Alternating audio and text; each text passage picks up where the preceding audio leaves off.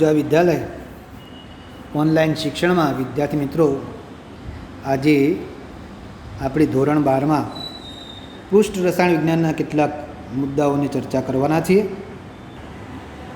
ઉત્સેચક ઉદ્દીપન.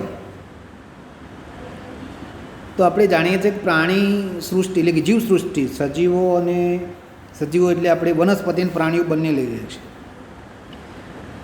તો એમના શરીરમાં થતી કેટલીક જૈવ રાસાયણિક પ્રક્રિયાનો વેગ વધારવા માટે કેટલાક પદાર્થો, જેમ આપણે રાસાયણિક પ્રક્રિયામાં ઉદ્દીપકની વાત કરીએ છીએ, એવી રીતે અહીંયા ઉત્સેચક કે જે જટિલ નાઇટ્રોજનયુક્ત કાર્બનિક સંયોજનો છે અને જે સજીવ એટલે કે વનસ્પતિ અને પ્રાણીઓ એમના શરીરમાં એટલે કે એમના પેદા થાય છે અને જે પ્રક્રિયાને ઉદ્દીપિત કરે છે, અને આવી પ્રક્રિયાને આપણે ઉત્સેચક ઉદ્દીપન તરીકે ઓળખવાના છે. તો ઉત્સેચક એ જૈવ રાસાયણિક પ્રક્રિયાના ઉદ્દીપકો છે અને એના દ્વારા જે પ્રક્રિયાનો વેગ વધે છે, એ આખી જે ઘટના છે એને આપણે જૈવ રાસાયણિક ઉદ્દીપન તરીકે આપણે ઓળખીએ છીએ.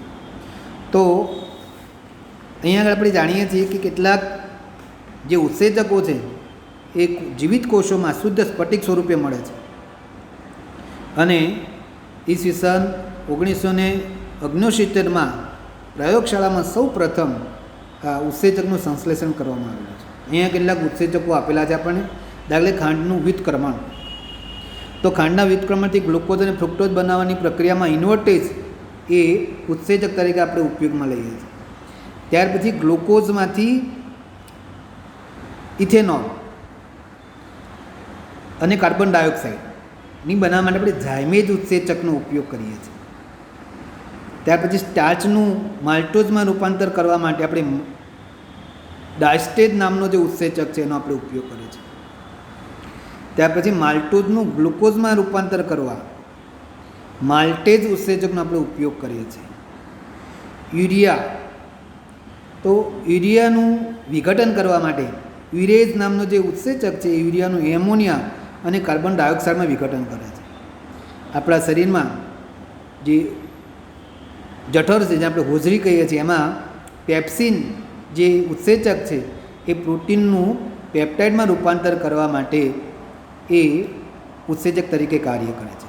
તો જ્યારે આંતરડામાં લખેલું પેન્ક્રિયાટિક ટિપ્સિન એ પ્રોટીનો એમિનો એસિડમાં જડ વિભાજન દ્વારા, તમે જુઓ જુદા જુદા ઉત્સેચક છે. બીજું નીચે લખ્યું છે અહીંયા, દૂધનું દહીંમાં રૂપાંતર કરવું હોય તો લેક્ટોબેસિલી ઉત્સેચક જે દૂધનું દહીંમાં રૂપાંતર કરે છે. આ રીતે જુદી જુદી જૈવ રાસાયણિક પ્રક્રિયામાં જુદા જુદા ઉત્સેચક એ કાર્ય કરે છે, જે પ્રક્રિયાનો વેગ વધારે છે. તો અહીંયા આપણે કેટલાક ઉત્સેચકો કોષ્ટકમાં આપ્યા છે, જે આપણે આગળ ચર્ચા કરી એ જ પ્રકારના છે, એમના સ્ત્રોત સાથે દર્શાવ્યા છે. હવે અહીંયા ઉત્સેચકની લાક્ષણિકતા જોવાના છે, એમની વિશિષ્ટતાઓ શું છે. એમની લાક્ષણિકતા તો ઉત્સેચક એ ખૂબ જ વિશિષ્ટ કાર્યક્ષમ છે. વિશિષ્ટ કાર્યક્ષમ મતલબ એવો થાય કે અલ્પ માત્રામાં હોય ત્યારે ઘણા બધા પ્રક્રિયકો સાથે પ્રક્રિયા કરે છે. એટલે તમે ઉત્સેચક એક અણુ પ્રક્રિયકના 10 લાખ અણુને પ્રતિ મિનિટમાં રૂપાંતર કરે છે, એટલે ખૂબ જ કાર્યક્ષમ કહેવાય. બીજો મુદ્દો, ઉચ્ચતમ વિશિષ્ટ સ્વભાવ. આપણે ખાસ યાદ રાખીએ છીએ કે આપણા શરીરમાં ઘણા બધા ઉત્સેચકો છે, પણ ઉત્સેચક વિશિષ્ટ છે. વિશિષ્ટ એટલા માટે કોઈ એક ઉત્સેચક કોઈ એક પ્રક્રિયા માટે ઉપયોગી હોય અને બાકીની અન્ય ઘણી હજારો પ્રક્રિયા માટે એ નિરુપયોગી હોય, એટલે અનન્ય છે, જેને વિશિષ્ટ શબ્દ કહીએ છીએ. કે દરેક ઉત્સેચક આપેલ પ્રક્રિયક માટે વિશિષ્ટ હોય છે. એટલે કે એક ઉદ્દીપક એક પ્રક્રિયા કરતાં વધુ પ્રક્રિયાને ઉદ્દીપિત કરી શકે નહીં. દાખલા તરીકે જુઓ, યુરિયાનું યુરેઝ પણ એ બીજા કોઈ એમાઇડનું જળ વિભાજન કરી શકતો નથી. ધારો કે યુરેઝ નામનો જે ઉત્સેચક છે એ યુરિયાનું જળ વિભાજન કરી અને આપણે એમોનિયા અને વાત કરીએ એમ કાર્બન ડાયોક્સાઇડ બનાવે, પણ એ યુરેઝ એ બીજા કોઈ એમાઇડ લઈએ તો એનું આપણે જળ વિભાજન કરી શકતા નથી. અનુકૂળ તાપમાન ઉચ્ચતમ સક્રિય ઉત્સેચક અમુક ચોક્કસ તાપમાને ખૂબ જ સારું કાર્ય કરી શકે.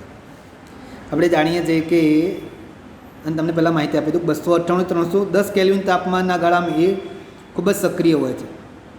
આપણા શરીરનું તાપમાન પણ 310 કેલ્વિન હોય છે. જો એનાથી તાપમાન વધે તો તમે જાણો આખી તંત્ર આપણા શરીરના તંત્રો ડિસ્ટર્બ થઈ જાય. કેમ? કારણ કે પછી ઉત્સેચક પ્રક્રિયા અટકી જાય એટલે આપણે તાપમાન નીચું લાવવા પ્રયત્ન કરીએ. તાવ આવે તાપમાન આપણે નીચું લાવવા પ્રયત્ન કરીએ છીએ. કેમ? તો જો ઊંચું તાપમાન થઈ જાય તો બધી ઉત્સેચક પ્રક્રિયાઓ અટકી જશે. એટલે અમુક ચોક્કસ તાપમાને સક્રિય હોય, પણ એના કરતાં વધારે તાપમાને આપણે પણ જાણીએ છીએ કે ઊંચા તાપમાને આ ઉત્સેચકો એ કાર્ય કરી શકતા નથી. અનુકૂળતમ પીએચ, અમુક ચોક્કસ પીએચ એ બહુ સારું કાર્ય કરી શકે છે. એના કરતાં પીએચ વધે કે ઘટે તો એના માટે યોગ્ય નથી. તો એની અનુકૂળતમ પીએચ છે 5 થી 7. 5 પીએચથી 7, 5 કરતાં ઘટે તો પણ ન ચાલે, 7 કરતાં વધે તો પણ ના ચાલે. તો એ રીતે અનુકૂળતમ પીએચ હોય ત્યારે કાર્ય કરે છે. ઉત્તેજક અને સહ ઉત્સેચક હાજરીની સક્રિયતા, આપણે હમણાં ઉદ્દીપકમાં એવું વાત કરી હતી કે પ્રવર્ધક અને વિષ, પ્રવર્ધક એટલે ઉદ્દીપક ક્રિયાને વધારે, તો અહીંયા ઉત્સેચકની સાથે સહ ઉત્સેચક હોય. મોટાભાગે બિન પ્રોટીન વિટામિન છે ને એ સહ ઉત્સેચકનું કાર્ય કરશે. જે ઉત્સેચકની હાજરીમાં સહ ઉત્સેચક હોય તો પ્રક્રિયાનો વેગ વધારવામાં મદદરૂપ થશે. ઉત્સેચકની સક્રિયતા નોંધપાત્ર રીતે વધે છે સહ ઉત્સેચકની હાજરીમાં. અહીંયા આગળ ઉત્તેજકો તરીકે કેટલીક ધાતુઓના આયનો લખાય છે, Na+, Mn2+, CO2+, Cu2+, અને વગેરે ધાત્વિય આયનો છે કે જે ધાત્વિય આયનો ઉત્સેચકના અણુ સાથે નિર્બળથી બંધિત હોય છે અને જે પ્રક્રિયાના સહ ઉત્સેચક તરીકે ઉત્સેચક સક્રિયતા વધારવામાં મદદરૂપ થાય છે. એમાઇલેઝ સોડિયમ ક્લોરાઇડમાં રહેલો Na+ આયનની હાજરી ઉદ્દીપક રીતે ખૂબ જ સક્રિય હોય છે. નિરોધક, જેને આપણે વિષ તરીકે ઓળખીએ છીએ, જે ઉત્સેચક પ્રક્રિયાને અટકાવશે. તો વિષ એટલે ઝેરીકરણ, જે શું કરશે? અવરોધે છે ઉત્સેચક પ્રક્રિયાને. તો આપણે ખાસ યાદ રાખીએ છીએ, આપણે ઘણી બિનજરૂરી ઔષધો લઈએ છીએ. તો આપણે શરીરમાં જે ઔષધો આપણે બિનજરૂરી લઈએ છીએ ને, એ ઔષધો એ આ ઉત્સેચકના નિરોધકી તરીકે કાર્ય કરે છે અને ઉત્સેચક પ્રક્રિયાને અટકાવે છે. લખ્યું, ઘણા ઔષધોનો ઉપયોગ શરીરમાં ઉત્સેચક નિરોધક તરીકે તેમની ક્રિયા સાથે સંબંધ ધરાવે છે. એટલે એમનેમ આડી અવળી દવાઓ લેવાય નહીં. અને હવે આપણે ઉત્સેચક ઉદ્દીપનની ક્રિયાવિધિ જોવાના છે. તો ઉત્સેચક એ કલિલમય કણોની સપાટી પર, ઉત્સેચક શું છે? તો કે નાના બારીક, કલિલમય એટલા માટે કે બારીક, હમણાં આપણે કલિલનો ટોપિક જોવાના છે, કે બારીક છિદ્રો ધરાવે છે અને આ છિદ્રોની લાક્ષણિક આકાર હોય છે. અને લાક્ષણિક આકાર હોવાના કારણે NH2COOH SH વગેરે સક્રિય સમૂહ ધરાવે છે. આ જે લાક્ષણિક આકાર ધરાવતા જે ઉત્સેચકો છે આવા સક્રિય સમૂહ ધરાવે છે. આ સક્રિય સમૂહમાં ઉત્સેચકોની સપાટી ઉપર એક પ્રકારના સક્રિય કેન્દ્ર તૈયાર થાય. સમજી ગયા? ઉત્સેચકમાં કલિલ સ્વરૂપે હોય, એમાં છિદ્રો હોય, છિદ્રમાં આવા ક્રિયાશીલ સમૂહ હોય. એ શું કરશે? તો કે પ્રક્રિયકના અણુ સાથે આકર્ષણ ધરાવશે. એટલે પ્રક્રિયક આ સક્રિય કેન્દ્ર સાથે જોડાશે. કારણ કે અહીંયા આપણે યાદ રાખીએ કે ઉત્સેચક ઉપર જેવો આકારનું છિદ્ર હશે એવા આકારનું જ પ્રક્રિયક ત્યાં બંધ બેસતો થશે. એટલે લખ્યું છે આગળ કે પ્રક્રિયકના અણુઓ જેને પૂરક આકાર હોય છે ત્યાં છિદ્રને જેમ તાળા કુંચીના ગોઠવાય છે. એટલે તાળામાં એક તાળા માટે એક જ કુંચી હોય, એમ અહીંયા એક જ ઉત્સેચક માટે એક જ પ્રકારના પ્રક્રિયક હોય, બીજા કોઈ પ્રક્રિયા ત્યાં ગોઠવાઈ શકતા નથી.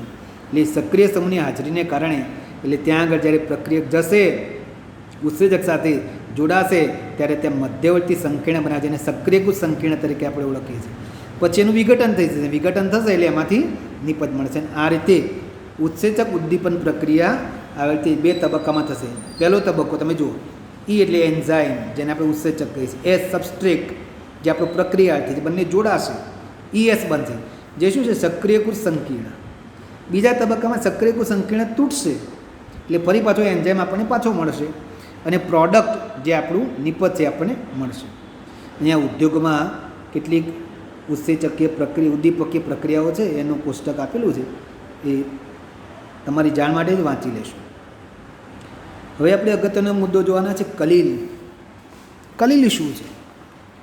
કોને કલિલ કહેવાય? તો આપણે દ્રાવણો ચેપ્ટર ભણી ગયા, દ્રાવણ. અને દ્રાવણ એટલે આપણે જાણીએ છીએ કે દ્રાવણમાં દ્રાવ્યના કણ આપણે નરી આંખે જોઈ શકતા નથી, સમાંગ પ્રણાલી છે. પણ આપણે પાણીની અંદર રેતી નાખી દઈએ જેને નિલંબન કહેવાય. પાણીમાં રેતી નાખો ને તેને નિલંબન થશે. ત્યાં તમે થોડો સમય મૂકી રાખો તો રેતી તળિયે બેસી જાય. એટલે કે સાચા દ્રાવણ અને નિલંબન વચ્ચે એક મોટો સમૂહ છે જેને આપણે કલીલ તરીકે ઓળખવાના છે. લખ્યું છે આગળ જો, નિલંબન અને દ્રાવણ બંને ચરમ વચ્ચે આપણે વિશાળ સમૂહની પ્રણાલી જેને આપણે કલીલ તરીકે ઓળખવાના છીએ. તો આ રીતે કલીલ એ મોટો સમૂહ છે. અને કલીલમાં જેમાં પહેલાંમાં શું બોલતા હતા, દ્રાવ્ય અને દ્રાવક, તો કલીલમાં પરિક્ષેપણ માધ્યમ અને પરિક્ષેપિત કલા એવા શબ્દો વાપરીશું. તો અથવા અહીંયા આપણે ખાસ યાદ રાખીશું કે કલીલ વિષમાંગ પ્રણાલી છે, જેમાં એક પદાર્થ જ્યાં આપણે દ્રવ્ય ત્યાં દ્રાવ્ય કહેતા હતા, અહીંયા એને પરિક્ષેપિત કલા કહીશું, જે ખૂબ જ ઝીણા કણો સ્વરૂપે હોય. અને ત્યાં આપણે દ્રાવક દ્રાવણો માટે વાપરતા, ત્યાં અહીંયા પરિક્ષેપણ માધ્યમ છે. તો એ રીતે આપણે કલીલના કણોની ચર્ચા કરવાના છે. હવે કલીલના જે કણોની ચર્ચા છે એમાં આપણે ખાસ યાદ રાખીશું, એમના કણોનો આપણને સમજાવવા પ્રયત્ન કર્યો છે કે જે દ્રાવણ હોય અને કલીલ વચ્ચે શેનો તફાવત છે, તો કે કણોના કદનો તફાવત છે. દ્રાવણ હોય જેને આપણે સાચું દ્રાવણ કહીએ છીએ, એમાં કલીલના કણો મતલબ જેના દ્રાવ્યના કણો ખૂબ જ નાના હોય, નિલંબનમાં સૌથી વધારે હોય. પણ કલીલ એક એવો ભાગ છે કે જેમાં સાચા દ્રાવણો કરતાં દ્રાવ્યના કણો થોડા મોટા હોય. તો લખ્યું જો, દ્રાવણ અને કલીલ વચ્ચે કણોના કદનો તફાવત છે. દ્રાવણમાં ઘટક કણો નાના હોય છે અને કલીલમાં એ કણો જે બૃહદ કણો સ્વરૂપે હોય છે. ઉદાહરણ આપ્યું જો, પ્રોટીન એ બધા બૃહદ કણો કહેવાય. પ્રોટીન લઈએ, બીજા સંશ્લેષિત પોલિમર પર લઈએ, ને એ બધા મોટા અણુઓ એ જ્યારે યોગ્ય વિક્ષેપણ માધ્યમમાં જ્યારે તમે નાખો ત્યારે જે કલીલ બને એને આપણે જેમ વિષમાંગ પ્રણાલી બને આપણે કલીલ તરીકે ઓળખીએ છીએ. તો કે કલીલમાં કણો એ સાદા કણો કરતાં મોટા હોય છે અને જે નિલંબનમાં જે કણો હોય એના કરતાં નાના હોય. અને એમનો વ્યાસનો ગાળો આપ્યો છે 1 થી 1000 નેનોમીટર. કલીલના કણોનો જે વ્યાસ છે એ 1 થી 1000 નેનો. અહીંયા કલીલના કણોનું માપ આપ્યું છે. આપણે ખાલી 1 સેન્ટીમીટર લંબાઈ, 1 સેન્ટીમીટર પહોળાઈ અને 1 સેન્ટીમીટર ઊંચાઈનો એક સમઘનનો વિચાર કરો તો એમાં કેટલું ક્ષેત્રફળ રોકાશે? 6 બાજુ થઈ તો 6 સેન્ટીમીટર સ્ક્વેર થશે. એના આપણે 10^12 નાના નાના ટુકડા કરી નાખીએ અને જ્યારે તમે એને પાથરશો નીચેની સપાટી ઉપર ત્યારે કેટલી જગ્યા રોકી ખબર છે? 60,000 સેન્ટીમીટર સ્ક્વેર અથવા 6 મીટર સ્ક્વેર જેટલી જગ્યા રોકશે. તો આ રીતે કલીલના કણો એ ખૂબ જ બારીક હોય છે. તો અહીંયા કલીલનું આપણે વર્ગીકરણ કર્યું છે જુદા જુદા પેરામીટર ઉપર. પહેલું લખ્યું છે પરિક્ષેપિત કલા અને પરિક્ષેપણ માધ્યમની ભૌતિક અવસ્થાને આધારે કલીલના પ્રકાર. બીજું, પરિક્ષેપિત કલા અને પરિક્ષેપણ માધ્યમ વચ્ચેની પારસ્પરિક ક્રિયાના સ્વભાવ પર. ત્રીજું, પરિક્ષેપિત કલાના કણોના પ્રકાર પર. તો આ રીતે 3 રીતે કલીલનું જુદું જુદું વર્ગીકરણ કરેલું છે. અહીંયા આપણે કલીલના જે વિક્ષેપણ માધ્યમ અને પરિક્ષેપિત કલા, વિક્ષેપણ આમ પરિક્ષેપણ બહુ સેમ છે ભાઈ. પરિક્ષેપિત કલા અને પરિક્ષેપણ માધ્યમની ભૌતિક સ્થિતિના આધારે પ્રકાર છે. તમે જો પરિક્ષેપિત કલા એટલે દ્રાવ્ય કહેવાય. દ્રાવ્યની જેમ હોય ને, દ્રાવણમાં દ્રાવ્ય હોય એમ એ પરિક્ષેપિત કલા હોય અને દ્રાવક હોય એમ પરિક્ષેપણ માધ્યમ હોય. તો ઘન કલાનું ઘન માધ્યમમાં કલીલ બને ત્યારે ઘનસોલ કહેવાય. કેટલાક રંગીન કાચ, જેમસ્ટોન, આપણા જે વીંટીમાં નંગ હોય છે ને એને જેમસ્ટોન કહેવાય. એનું ઉદાહરણ છે. ઘન કલાનું પ્રવાહી માધ્યમમાં પરિક્ષેપણ એટલે સોલ કહેવાય. રંગ અને કોષ દ્રવ્ય, આપણો જે રંગ કે ને ઇસ્તેન પિંડ બધા રંગ આવે ને એની વાત છે. અને કોષીય દ્રવ્ય, કોષમાં રહેલું દ્રવ્ય એનું ઉદાહરણ છે. ઘન કલાનું વાયુમય માધ્યમમાં પરિક્ષેપણ તો એને એરોસોલ કહેવાય. ધુમાડો, ધૂળ. પ્રવાહી કલાનું ઘન માધ્યમમાં એટલે જેલ, ચીઝ, બટર, જેલી એનું ઉદાહરણ છે. પ્રવાહી માધ્યમનું પ્રવાહી કલાનું પ્રવાહી માધ્યમમાં પરિક્ષેપણ તો એને પાયા તથા ઇમલ્ઝન કહીશું. આપણું દૂધ, હેર ક્રીમ, માખણ એનું ઉદાહરણ છે. હવે અહીંયા 2 ઓપ્શન જો, નીચે માખણ લખ્યું છે, ઉપર બટર લખ્યું છે. તો પ્રવાહીમાં આપણે માખણ નહીં લઈ શકીએ, તો એ લખ્યું જવાનું ખરેખર ઘન કઈ અવસ્થામાં લેવું જોઈએ, કયા તાપમાને એનો ઉલ્લેખ હોય, બાકી છે નહીં. એટલે બટર હંમેશા ઉપર જ હોય, જેલમાં જ લખવું પડશે. નીચે ઇમલ્ઝનમાં આપણે દૂધ અને હેર ક્રીમ લખ્યું. ત્યાર પછી પ્રવાહી કલાનું વાયુ માધ્યમમાં એરોસોલ કહેવાય. ધુમ્મસ, ધુમાડો, વાદળ, જંતુનાશક સ્પ્રે વગેરે. તો અહીંયા આગળ આપણે વાયુ કલાનું ઘન માધ્યમમાં પરિક્ષેપણ એટલે ઘન સોલ્વ થશે. પ્યુમિસ પથ્થર, ફોર્મ રબર, આપણે ઘણી પેલા મેલ ઉખેડવા માટે જે રબર હોય ને છિદ્રોવાળો પથ્થર હોય ને એને પ્યુમાઇસ પથ્થર કહેવાય, છિદ્રાળુ પથ્થર હોય. વાયુ કલાનું પ્રવાહી માધ્યમમાં જેને આપણે ફીણ કહીશું, તો ફીણ અથવા સાબુનું ફીણ લો અથવા આપણે સેવિંગ ફોર્મ લઈ કોઈ પણ લઈ શકીએ. તો આ રીતે કલીલના જુદા જુદા પ્રકાર એ આપણે એમની ભૌતિક સ્થિતિના આધારે પાડીએ છીએ. અહીંયા આગળ આપણે કેટલાક જે સોલ છે એની ચર્ચા કરવાના છે. એમાં લખ્યું છે આગળ કે ફીણ, કશા ને એ વાયુનું આપણે પ્રવાહીમાં પરિક્ષેપણ છે. અગ્નિશામક ફીણ એરોપ્લેનના ઉતરણ વખતે આપત્તિકાળમાં એનો ઉપયોગ થાય છે. એટલે જ્યારે એટલા ટાયર નીચે ઘર્ષણ થાય ને ત્યાં એનો ઉપયોગ થાય છે. ત્યારે કલીલમય પ્રવાહી છે. મોટાભાગના જૈવિક દ્રવ્યો જે જલીય સોલ છે, ધારો કે પ્રોટીન, ન્યુક્લિક એસિડના કદના કણો હોય એ આયન અને નાના અણુઓ જલીય દ્રાવણમાં પરિક્ષેપિત થાય છે. એટલે કોષીય દ્રવ્યની આપણે વાત કરીએ છીએ. એ જ રીતે પ્રવાહીમાં ઘન જેને સોલ કહીએ છીએ, જેલ એને આપણે ઘનમાં પ્રવાહી જેને આપણે જેલ કહીએ છીએ. આપણે હમણાં જે ચર્ચા કરી એ ચર્ચા કરી છે, પણ છેલ્લે બે ટોપિક ખાલી યાદ રાખો, એક્વાસોલ અને આલ્કોસોલ. એક્વાસોલ અથવા હાઇડ્રોસોલ કોને કહેવાય? જેમાં માધ્યમ તરીકે પાણી હોય, અને આલ્કોસોલ કોને કહેવાય? જેમાં માધ્યમ તરીકે આલ્કોહોલ હોય. એને આપણે એક્વાસોલ અને આલ્કોસોલ તરીકે ઓળખીએ છીએ. બીજો પ્રકાર છે આપણો પરિક્ષેપિત કલા અને પરિક્ષેપણ માધ્યમ વચ્ચે પારસ્પરિક ક્રિયા તફાવત સ્વરૂપે પણ પૂછાય છે. અહીંયા પરિક્ષેપિત કલા અને પરિક્ષેપણ માધ્યમ પારસ્પરિક ક્રિયાના આધારે આપણે બે ભાગમાં કલીલને વિભાજિત કરવાના છે. એક દ્રવ અનુરાગી અને બીજું છે દ્રવ વિરાગી. પહેલાં આપણે દ્રવ અનુરાગી. દ્રવ અનુરાગ એટલે જેમાં માધ્યમ કલા અને માધ્યમ વચ્ચે આકર્ષણ હોય. એટલે કે જો દ્રવ અનુરાગી શબ્દનો અર્થ થાય છે પ્રવાહી ચાહક. કલીલમય સોલ જે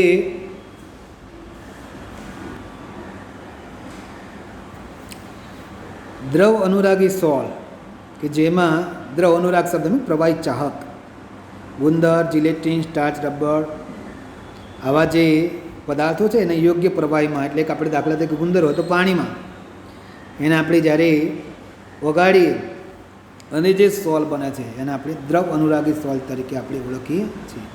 આની વિશેષતા છે પણ આ પરિવર્તનીય સોલ છે. તમે ફરી પાછું એને ગરમ કરો એટલે એમાંથી પાણીનો અણુ તમે દૂર કરી શકો છો અને ફરી પાછું આપણું કલીલ આપણને મળી. તો આ રીતે પરિવર્તનીય સોલ છે. તમે જ્યારે એમાં પાણી ઉમેર્યું ત્યારે સોલ બનશે, ફરી પાછું તમે એને ગરમ કરો એટલે પાણી નીકળી જશે, એટલે ફરી પાછું આપણી કલા આપણને પાછી મળી જશે.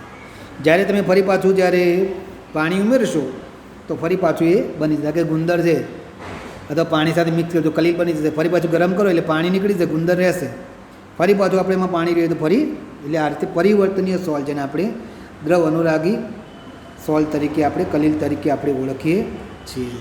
તો અહીંયા આપણે આ રીતે કલીલ પરિવર્તનીય સોલ તરીકે મેળવ્યો છે.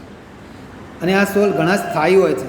એટલે આપણે ખાસ યાદ કરીએ કે સ્થાયી એટલે શું? તો કલીલ સ્વરૂપે રહેવું એ સ્થાયીપણું કહેવાય. કલીલનું સ્કંદન થઈ જાય. સ્કંદન એટલે અવક્ષેપ છૂટા પડે, જેને આપણે કલીલનું સ્કંદન કહીએ છીએ. તો સહેલાઈથી એ સ્કંદન પામતા નથી. આગળ આપણે સ્કંદનનો ટોપિક પાછું જોઈએ છીએ. દ્રવ વિરાગી કલીલની વાત કરીએ. દ્રવ વિરાગી શબ્દ શું? જે પ્રવાહીને વિરાગી ધિક્કારે છે, પ્રવાહીથી દૂર ભાગે છે, એને આપણે દ્રવ વિરાગી સોલ તરીકે આપણે ઓળખીએ છીએ. દ્રવ વિરાગી સોલ એ આમ સામાન્ય રીતે આપણે જ્યારે ભેગા કરીએ તો બનશે નહીં, પણ ધાતુઓ, સલ્ફાઇડ છે અને યોગ્ય પરિક્ષેપણ માધ્યમમાં યોગ્ય પ્રક્રિયાથી આપણે મેળવી શકીએ છીએ. તો કે આ જે સોલ છે ને વિશિષ્ટ પ્રકારની પદ્ધતિથી બનાવી શકાય. આપણે હમણાં આગળ પદ્ધતિઓ જોવાના છે. એવા સોલને દ્રવ વિરાગી સોલ તરીકે ઓળખીએ છીએ. અને આવા સોલમાં તમે થોડો વિદ્યુત વિભાજ્ય ઉમેરો અથવા ગરમ કરો તો તરત જ સ્કંદન થઈ જશે. થોડો વિદ્યુત વિભાજ્ય ઉમેરો કે તમે ગરમ કરો તો તરત એનું સ્કંદન એટલે અસ્થાયી હોય. બરાબર? તો આથી તેઓ સ્થાયી નથી એવું આપણે કહી શકીએ. બીજું, આપણે કલીલમાંથી ફરી વિક્ષેપણ માધ્યમ દૂર કરી નાખીએ અને ફરી પાછું એને ઉમેરી અને આપણે ફરી પાછું હવે કલીલ મેળવી શકતા નથી, માટે અપરિવર્તનીય છે. એટલે એક વખત કલીલ બન્યા પછી ફરી તમે માધ્યમ દૂર કરો, ફરી પાછું માધ્યમ તમે ઉમેરવા જશો તો ફરી એ બનશે નહીં. તો આ રીતે દ્રવ વિરાગી સોલ એ સાચવવા માટે સ્થાયીકારક પ્રક્રિયા, એટલે આપણે એને સાચવવો હોય તો એમાં સ્થાયીકારક પ્રક્રિયકો ઉમેરવા પડે છે, નહીંતર એનું સ્કંદન થઈ જાય. ઊંચા તાપમાને અથવા કોઈ વિદ્યુત વિભાજન ઉમેરાય તો તરત જ એ સ્કંદન પામે છે. ત્યાર પછી અવક્ષેપિત કલાના કણોના પ્રકાર. અહીંયા આગળ આપણે જે કણો છે પરિક્ષેપિત કલાના, એ કણોના સાઇઝ પ્રમાણે અહીંયા એનું વર્ગીકરણ કર્યું છે. એમાં 3 પ્રકાર આપણે જોવાના છે. એક બહુઆણ્વીય કલીલ, વિરાટાણ્વીય કલીલ અને સમુચ્ચયિત કલીલ. બહુઆણ્વીય કલીલની આપણે વાત કરીએ તો બહુઆણ્વીય કલીલમાં પદાર્થના નાના નાના કણો છે એ ભેગા થઈ અને કલીલના કણોના કદ જેટલા થશે. એટલે નાના કણો ભેગા થઈ અને મોટો કણ બનશે, એટલે એનું જે વ્યાસ છે એ 1 થી 1000 નેનોમીટર જેટલું બનશે અને એ કલીલના કણોમાં રૂપાંતર પામે. દાખલા તરીકે ગોલ્ડ સોલ, જે આપણે સલ્ફર સોલ હમણાં આપણે જોવાના છીએ.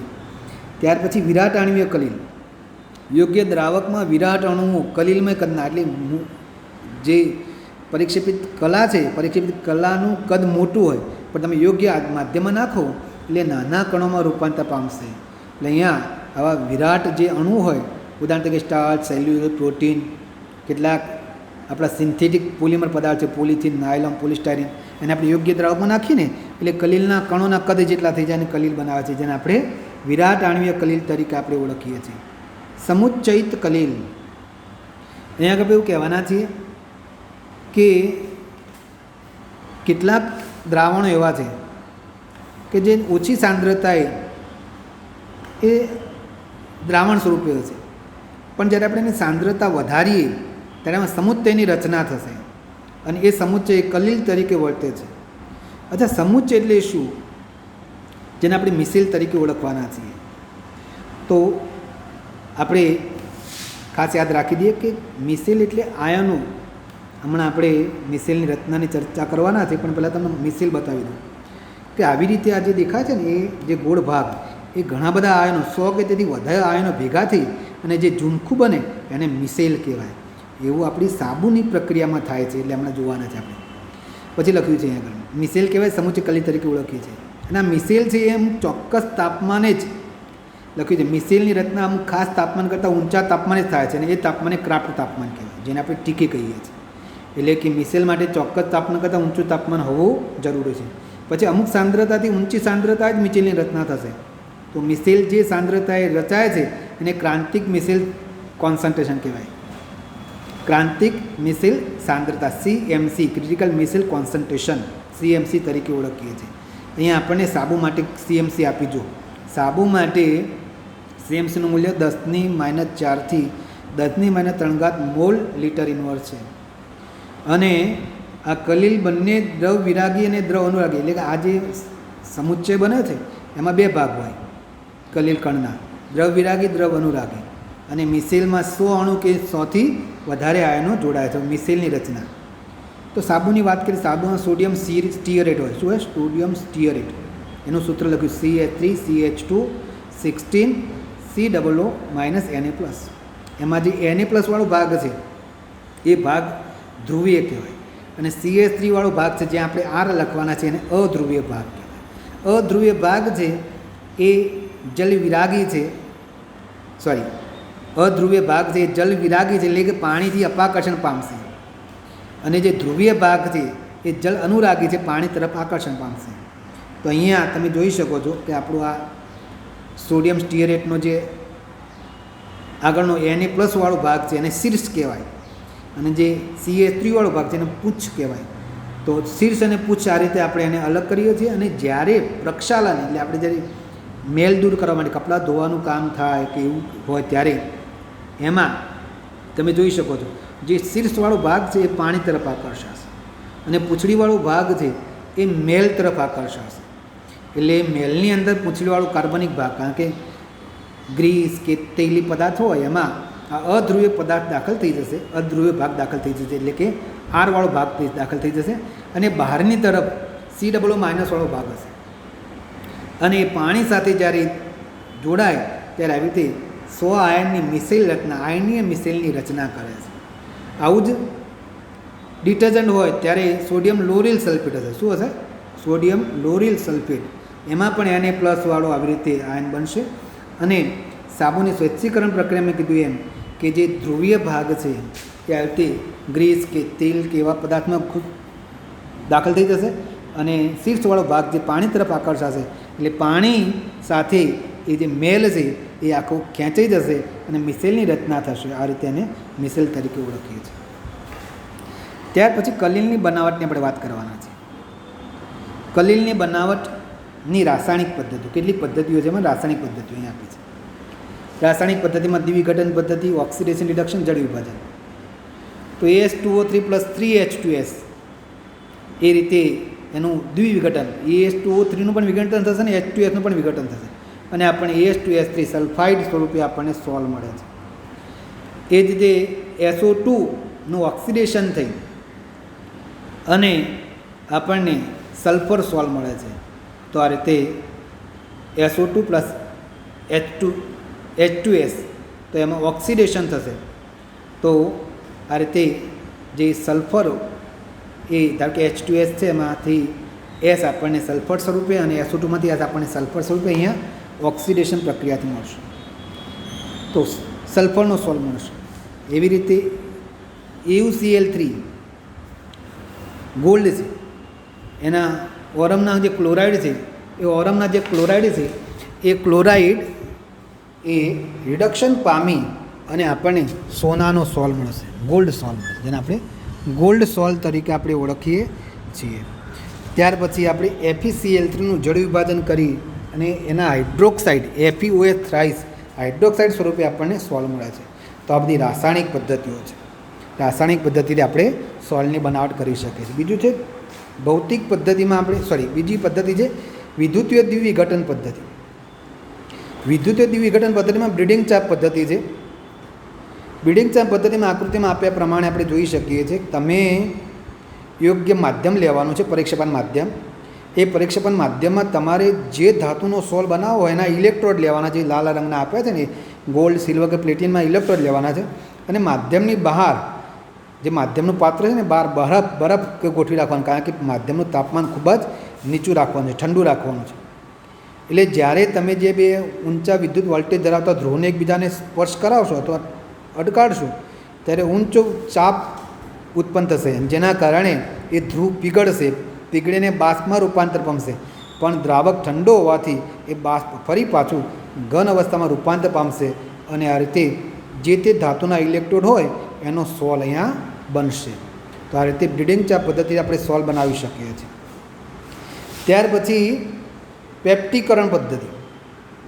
તો પેપ્ટીકરણ પદ્ધતિમાં આપણે એની વ્યાખ્યા એવી કરી શકાય કે અવક્ષેપની કલીલ કણોમાં રૂપાંતર કરવાનું જે પ્રક્રમ છે એને પેપ્ટીકરણ કહેવાય. તો જે અવક્ષેપ હોય એમાં અલ્પ પ્રમાણમાં વિદ્યુત વિભાજ્ય ઉમેરવામાં આવે ત્યારે વિદ્યુત વિભાજ્ય એ અવક્ષેપ ઉપર અધિશોષિત થશે અને એ અવક્ષેપ વીજભારી બનવાના કારણે એ અવક્ષેપ તૂટી જશે અને તૂટશે એટલે નાના નાના કલીલના કણોના કદ જેટલું બનશે અને કલીલમાં રૂપાંતર પામશે. તો અહીંયા આગળ લખ્યું છે એમ પરીક્ષાપાન માધ્યમ સાથે વિદ્યુત વિભાજ્યની પેપ્ટીકરણ એટલે આપણે જે વિદ્યુત વિભાજ્ય ઉમેરીએ છીએ એને આપણે પેપ્ટીકરણ કરતા તરીકે આપણે ઓળખીએ છીએ. તો પેપ્ટીકરણ કેવી રીતે થશે? તો અહીંયા આપણે યાદ રાખીએ છીએ કે હમણાં આપણે જે વાત કરી આગળ FeOH થ્રાઇસ હતું એનો અવક્ષેપ છે, એમાં તમે FeCl3 ઉમેરો તો વિદ્યુત વિભાજ્ય તરીકે Fe3+ એના ઉપર અધિશોષણ થશે એટલે ધનભારિત બનશે, ધનભારિત બનીને તૂટી જશે. તો અહીંયા પણ આપણે સમજાવું તમને એ રીતે કે વિદ્યુત વિભાજ્ય કોઈપણ આયનની સપાટી પર અવક્ષેપ હોય ને, પેપ્ટીકરણ દરમિયાન શું થશે કે અવક્ષેપ વિદ્યુત વિભાજ્યના કોઈપણ આયનને સપાટી પર અધિશોષિત કરશે. તેથી અવક્ષેપ પર ધન કે ઋણભાર વિકસિત પામશે અને છેવટે એ તૂટી જશે અને કલીલના કણોના નાના કદ, કલીલના જે કણોનું કદ હોય એટલા કદમાં રૂપાંતર પામશે અને આ રીતે કલીલના કણોમાં રૂપાંતર પામશે. કલીલના કણોમાં જ્યારે વિભાજન પામે અને કલીલ બની જશે, જેને આપણે પેપ્ટીકરણ તરીકે આપણે ઓળખીએ છીએ. તો આ રીતે આપણે કલીલ કેવી રીતે બને છે એની ચર્ચા આપણે પૂરી કરીએ છીએ.